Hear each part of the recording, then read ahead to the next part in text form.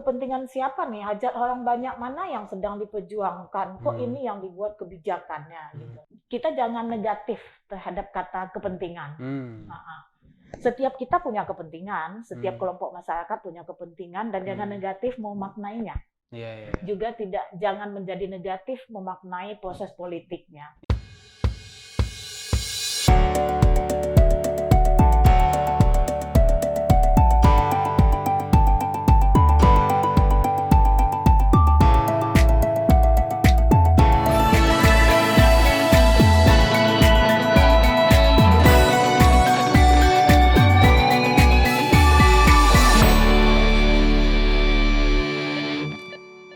Halo kerabat Andalas TV, berjumpa lagi bersama saya Rudi Antono dalam program Andalas Ngepas, Andalas Ngobrol Lepas. Kali ini sudah hadir bersama saya, pengamat kebijakan publik Universitas Andalas, yaitu Rozi Dateno Putri Anida SIP MPA. Apa kabar Bu Oji? Alhamdulillah baik ya. Ya. Baik ya. Ya. Sehat selalu ya. Insya Allah. Jaga kesehatan di masa pandemi. Oke Bu Ji, kita akan berbicara tentang kebijakan publik kali ini. Sebenarnya orang sering mendengar kata itu. Iya. Tapi benar. apakah orang itu paham atau tidak, nggak tahu juga gitu kan. Saya yakin sebagian besar nggak paham gitu kan. Apa sih kebijakan publik itu sebetulnya? Kalau paham dalam artian yang sangat spesifik kayak orang kampus paham, memang tidak ya. Tapi tahu ada ya. Iya, tahu. Kelompok masyarakat mengertilah apa itu kebijakan publik. Paling tidak yang mereka pahami itu adalah hal yang mengatur mereka. Karena memang di situ juga sih esensinya kebijakan publik itu. Kebijakan publik itu secara esensial memang ditujukan, dibuat untuk kemudian mengatur kehidupan bermasyarakat. Dan yang punya kewenangan membuat itu ya pemerintah. Pemerintah itu orang yang kita usung-usung bersama lah waktu pemilu ya. Iya, orang yang kita serahi kewenangan untuk itu. Dia terbagi dua, ini ada eksekutif, ada legislatif. Nah, di dalam itu ada lagi yang namanya birokrasi. Itulah kawan-kawan kita yang di jajaran ASN. Nah, ini yang kemudian kita sebut sebagai pemerintah. Jadi ada yang prosesnya politik, ada yang prosesnya teknokratik pemerintah ini. Yang teknokratik ya kawan-kawan ASN, yang politik yang kita pilih saat pemilu dan pemilu kada. Nah, mereka ini setelah hasil pemilihan ada yang punya kewenangan membuat kebijakan publik itu. Kira-kira dia kayak begitu. Lalu apa aja yang diatur dalam kebijakan publik? Semua kehidupan bermasyarakat, semuanya tidak boleh dipilih apa, tapi tentu punya skala prioritas apa yang perlu diatur oleh pemerintah. Setiap sendi-sendi kehidupan bermasyarakat, terutama yang menyangkut hajat hidup orang banyak, itulah kira-kira istilahnya perlu diatur oleh pemerintah. Nah, bentuk aturannya ini yang terkadang kemudian satu sama lain menyebabkan terjadinya dinamika yang bisa saja sekelompok orang merasa kepentingannya tak difasilitasi, kelompok yang lain merasa kepentingannya sangat difasilitasi. Berarti waktunya kapan gitu? Setiap saat. Setiap saat kapan saja bisa ya? Setiap saat kapan saja ada kebijakan publik itu. Karena memang tujuannya untuk mengatur kepentingan itu tadi. Saya perlu ingatkan kerabat Andalas TV bahwa kita jangan negatif terhadap kata kepentingan. Setiap kita punya kepentingan, setiap kelompok masyarakat punya kepentingan, dan jangan negatif memaknainya. Juga jangan menjadi negatif memaknai proses politiknya. Karena kepentingan itu adalah sesuatu yang perlu kita komunikasikan, kita sampaikan agar apa-apa yang menjadi kepentingan kita, menjadi kepentingan kelompok kita, bisa difasilitasi menjadi kebijakan publik. Jadi jangan langsung mikir ini ketika buat kebijakan ini kepentingan kepentingan orang itulah. Iya. Nah, supaya tak terjadi yang begitu, kita harus aktif menyalurkan kepentingan kita. Supaya tak terjadi dugaan saya, ini kepentingan Pak Rudi aja nih yang difasilitasi. Saya juga harus punya keaktifan yang sama supaya kepentingan saya difasilitasi. Dan perjuangan individu itu memang tak bisa mendapat tempat yang luas untuk difasilitasi oleh kebijakan publik. Iya. Karena kan ini banyak orang. Kalau setiap orang punya kepentingan, ada berapa yang harus kita selesaikan. Maka berafiliasilah kepentingan-kepentingan itu disalurkan secara bersama-sama melalui kelompok kepentingan. Sehingga terbentuklah kelompok kepentingan partai politik, kelompok kepentingan NGO, terbentuklah kelompok kepentingan perempuan, kelompok kepentingan bunuh kandung, ulama, pemuda, semua itu adalah kelompok kepentingan. Dan itu harus digerakkan untuk bergerak untuk mendorong sebuah kebijakan publik yang baik. Kalau satu-satu aja nggak bisa ya? Nggak bisa. Nggak bisa. Iya. Karena kadang itu mungkin satu orang berjuang lalu menjadi pembisik bagi kelompok kepentingan yang lain. Ya, artinya yang ditangkap adalah kelompok kepentingan yang berhasil dibisikin tadi. Apakah selalu kebijakan publik itu dari bawah, misalnya dari masyarakat bisa? Idealnya, tapi Idealnya, ya. Dia punya dua tipe. Ada kebijakan publik yang sifatnya dari atas, jadi tanpa ada tuntutan, pemerintah punya kebijakan, boleh. Dan ada juga kebijakan publik yang memang diusulkan dari bawah. Dua mekanisme itu boleh dilakukan. Boleh dilakukan. Iya. Kenapa yang dari atas bisa terjadi? Karena mereka memang punya kewenangan mengatur itu. Untuk mengatur kepentingan masyarakat agar tertib dalam membuang sampah. Itu nggak perlu menunggu masyarakat menuntut dulu. Pemerintah bisa membuatnya. Jadi cukup rumit juga ya, apalagi untuk memperjuangkannya ya.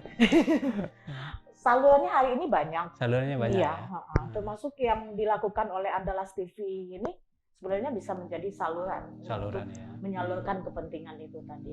Lalu apa yang menentukan Ibu? Misalnya ini perlu dibuatkan kebijakan publiknya. Apa yang menentukan sebuah situasi perlu dibuatkan kebijakan publiknya? Ketika dia menyangkut hajat hidup banyak orang. Oh, banyak orang ya. Jadi tidak boleh sekelompok aja ya? Tidak boleh, walaupun nanti ada perwakilan dari sekelompok orang itu. Ini memang jadi debatable.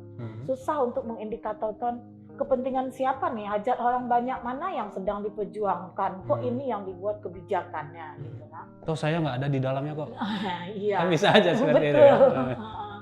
Tapi inilah yang kemudian kita lahirkan dari sistem berdemokrasi kita, sistem perwakilan juga di dalamnya, bahwa apa-apa yang dirasa perlu diatur menyangkut hajat hidup orang banyak, akan mampu meningkatkan kesejahteraan masyarakat banyak, itu akan sebaiknya diatur oleh pemerintah.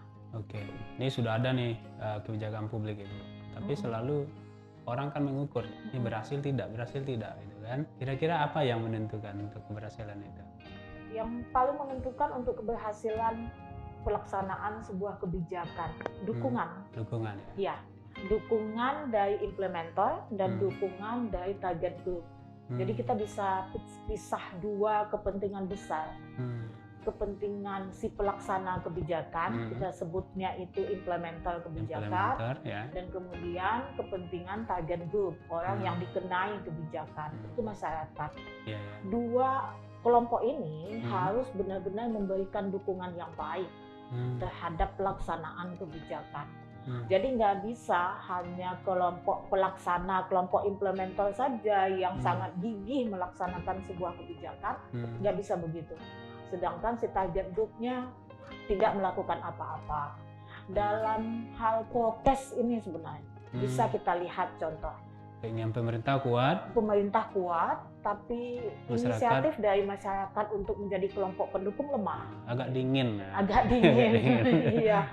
Mungkin masyarakat berpikir, kenapa hal-hal begitu diatur gitu. Mungkin dia merasa ini saya nggak pernah, saya menginginkan ini. Gitu. Iya, saya nggak pernah ingin diatur dalam hal begini. Nah, ini pandemi ini mengajarkan betul kepada kita bagaimana sebenarnya proses perumusan kebijakan itu dilakukan. Iya.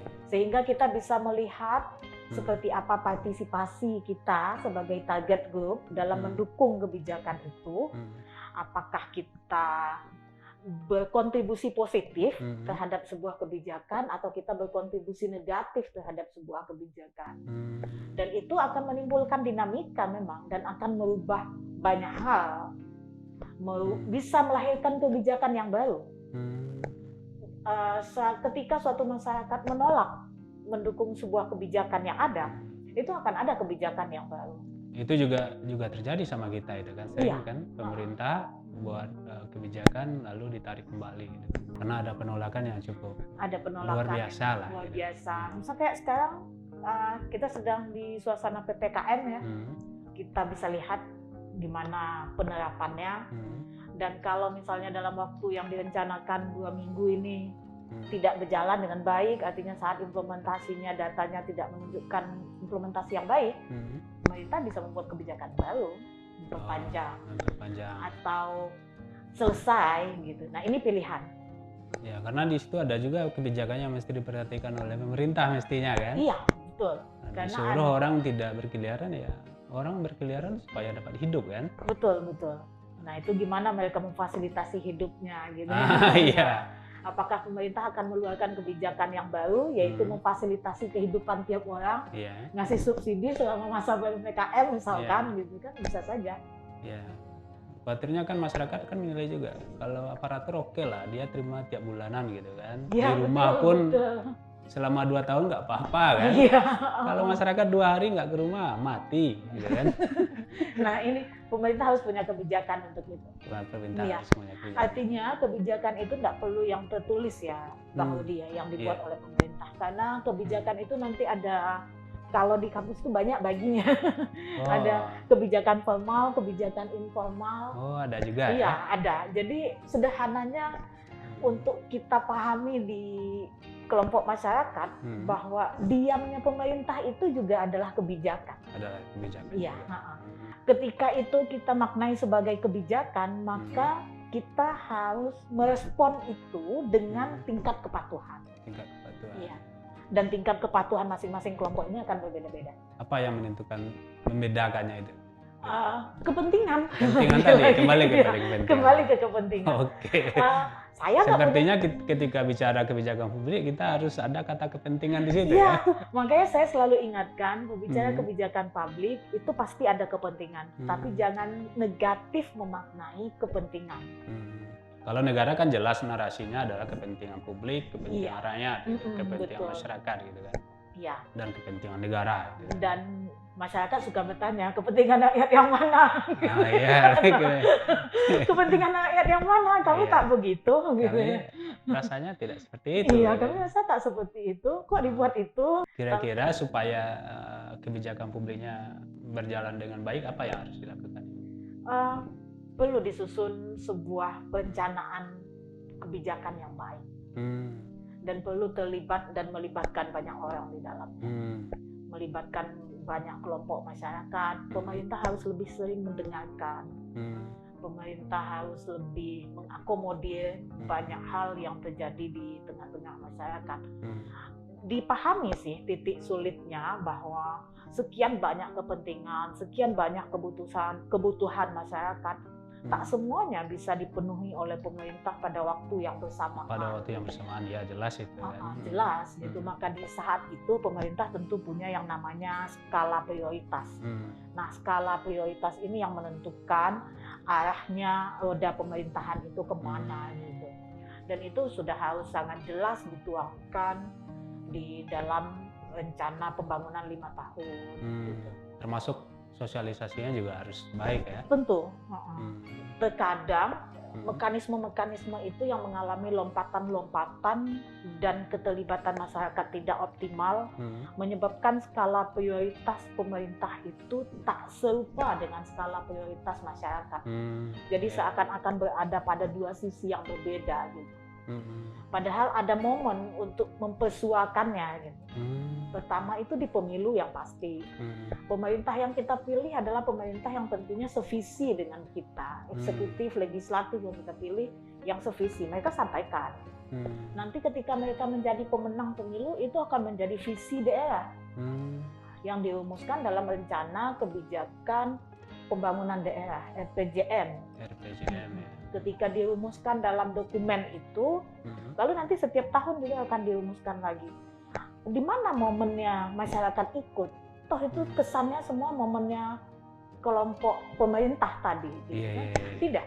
Ada momen yang sangat urgent terjadi sebelum itu. Gitu. ada namanya musyawarah rencana pembangunan. Di situ masyarakat sangat bisa melibatkan diri, sangat bisa menyalurkan kepentingannya. Oke, kalau suksesnya sudah jelas tadi kan, kalau dukungannya kuat ya. Iya. Kalau dukungan kuat dan komunikasi ke masyarakatnya juga kuat, termasuk literasi masyarakat tadi ya. Betul, betul. Oke Bu, dalam penerapan atau dalam perencanaan, penerapan atau implementasi dari kebijakan publik itu pastilah melibatkan perempuan. Tapi sebelum itu kita jeda sejenak. Oke, kerabat, kita jeda sejenak.